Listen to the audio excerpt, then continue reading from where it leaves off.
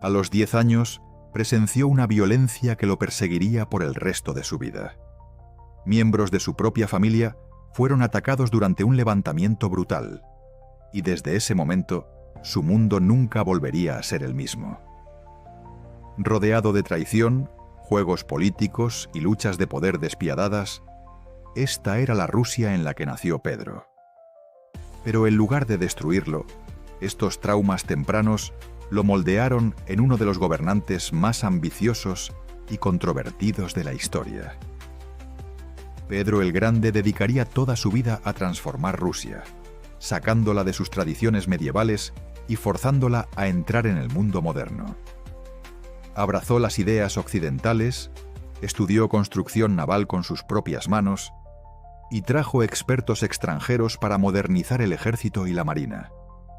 En casa chocó con la vieja nobleza, introdujo reformas radicales y desafió costumbres centenarias desde cambiar el calendario hasta prohibir las barbas. Pero su transformación tuvo un costo asombroso. Poblaciones enteras fueron forzadas al trabajo. Familias antiguas fueron destruidas. Ciudades fueron construidas sobre los huesos de miles de trabajadores. Su propio hijo pagaría el precio máximo por oponerse a la visión de su padre. Sus métodos fueron extremos. Su visión fue masiva y las consecuencias fueron a menudo duras. Pero sin Pedro, Rusia podría haber permanecido aislada durante siglos más. ¿Fue un reformador? ¿Un gobernante despiadado? ¿O ambos? Esta es la historia verdadera de cómo Pedro el Grande remodeló Rusia para siempre, y por qué su legado aún divide a los historiadores hoy. Pedro nació el 30 de mayo de 1672, en la poderosa dinastía Románov. Pero incluso como infante, su vida estaba enredada en rivalidades políticas peligrosas. Su padre, el zar Alexei, tuvo 2 esposas de 2 clanes poderosos. La madre de Pedro pertenecía a la familia Naryshkin, mientras que sus medio hermanos venían del influyente clan Miloslavski. Cuando el zar Alexei murió, su hijo Fiódor tomó el trono, pero murió joven en 1682, abriendo la puerta a una lucha de poder brutal. La facción Miloslavski respaldó al medio hermano enfermizo de Pedro, Iván, mientras que los Naryshkin apoyaron al joven Pedro. Atrapada entre estas facciones rivales estaba la hermana mayor de Iván, Sofía, una mujer ambiciosa determinada a tomar el poder ella misma. Lo que pasó después traumatizaría a Pedro de por vida.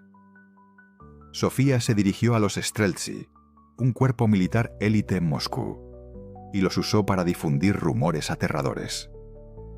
Afirmó que los partidarios de Pedro habían asesinado a Iván y estaban conspirando para tomar el trono. Furiosos y manipulados, los Streltsy estallaron en rebelión violenta. La escena que se desarrolló fue una pesadilla pura. Soldados armados irrumpieron en el Kremlin, arrastrando a los parientes de Pedro de sus escondites. El joven Pedro observó con horror cómo su tío, Afanasi Naryshkin, fue literalmente despedazado por la multitud. Su mentor, Artamón Matveyev, fue arrojado desde las escaleras del palacio y apuñalado hasta la muerte. El patio ensangrentado se convirtió en un campo de matanza, y Pedro, de 10 años, se quedó allí, indefenso, mientras su mundo se desplomaba a su alrededor. La violencia no se detuvo allí.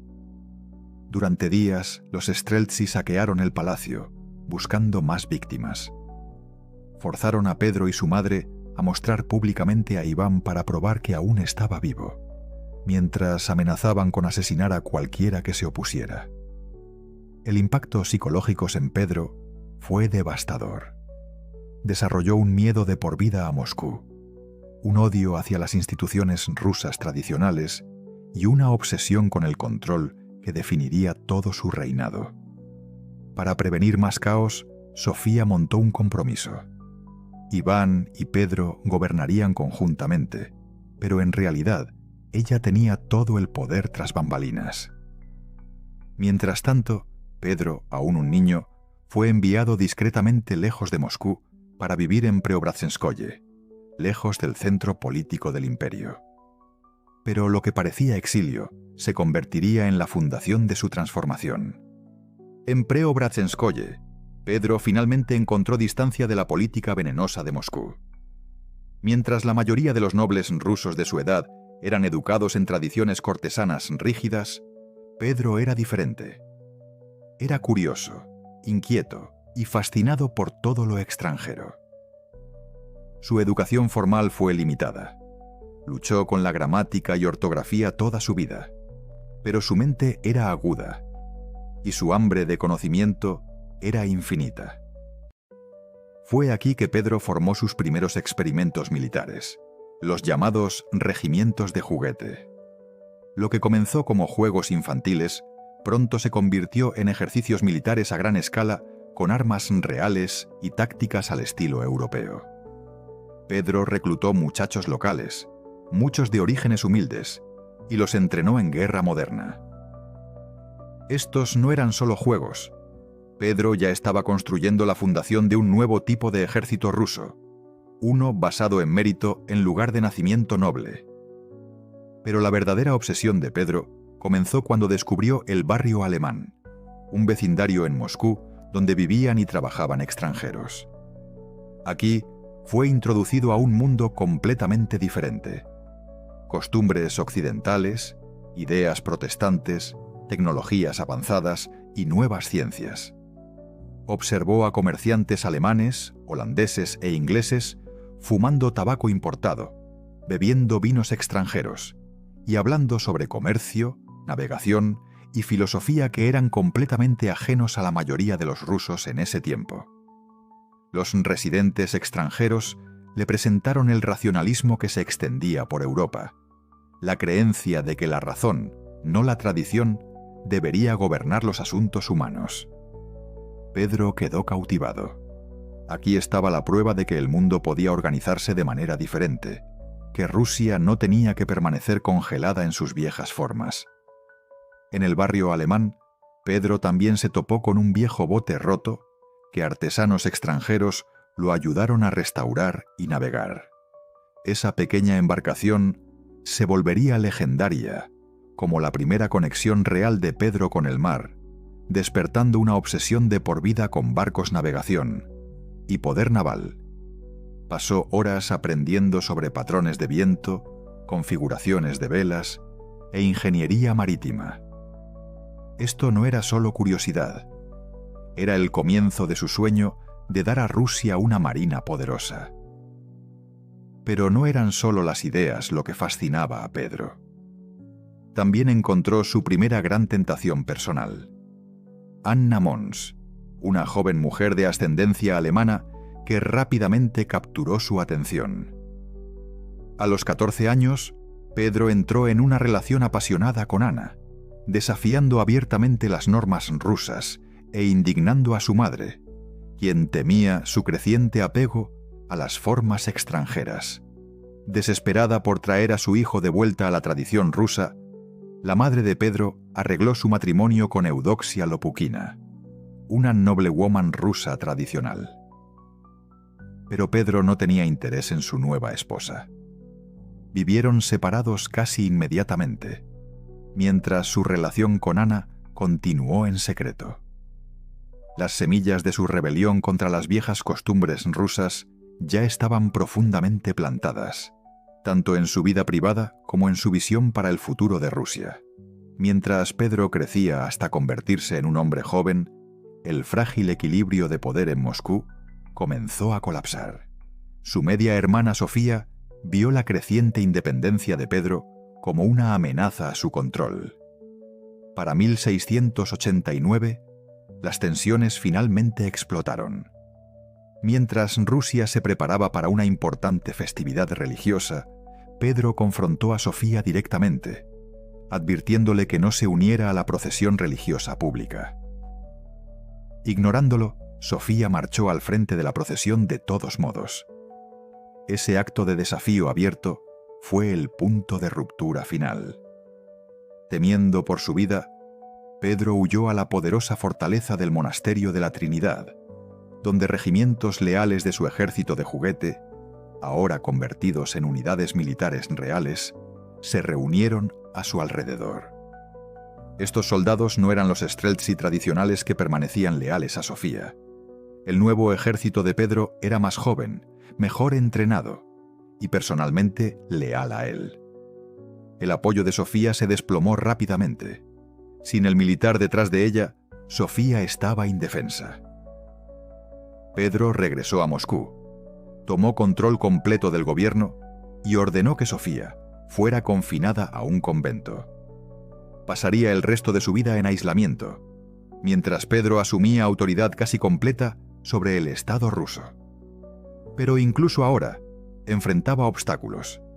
Su madre, sus tíos y la vieja élite boyar aún trataban de influenciarlo. Pedro ya no era un niño para ser guiado. Ya había visto demasiado y se estaba preparando para remodelar Rusia de maneras que ninguno de ellos podía imaginar. Con Sofía fuera del camino, Pedro se rodeó de un círculo interno completamente diferente. Muchos de sus compañeros más cercanos eran extranjeros u hombres de orígenes humildes que le debían todo personalmente a Pedro. El mérito, no el linaje, se convirtió en la moneda del poder. Pedro fundó lo que se volvería infame: el Sínodo de Locos y Bufones, completamente bromista y completamente borracho. Lo que comenzó como fiestas privadas se convirtió en reuniones salvajes, llenas de bebida pesada, bromas crudas y burla abierta de tradiciones religiosas y políticas. Para Pedro esto no era solo entretenimiento, era un ataque deliberado al viejo orden conservador. Pero mientras construía su nuevo mundo, una confrontación aún más oscura se estaba gestando. La vieja élite militar, los Streltsy, una vez habían defendido Moscú y servido como corredores de poder en las luchas políticas más peligrosas de Rusia. Ahora, bajo el gobierno de Pedro, estaban siendo marginados y reemplazados por sus regimientos modernos entrenados al estilo europeo. En 1698, mientras Pedro estaba en el extranjero aprendiendo de Europa, los Streltsy organizaron una rebelión final desesperada. Enojados por las malas condiciones, salarios impagos y pérdida de estatus, marcharon hacia Moscú, esperando restaurar su influencia. Pedro se apresuró de regreso de Europa tan pronto como escuchó las noticias. Para cuando regresó, la rebelión ya había sido aplastada por sus fuerzas leales. Pero para Pedro, sofocar la revuelta no fue suficiente. Quería hacer un ejemplo que nadie olvidaría. Lo que siguió fue una de las purgas más brutales en la historia rusa.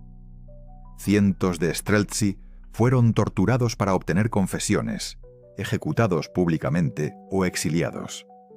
Algunos fueron decapitados justo en la Plaza Roja de Moscú, mientras sus familias observaban con horror.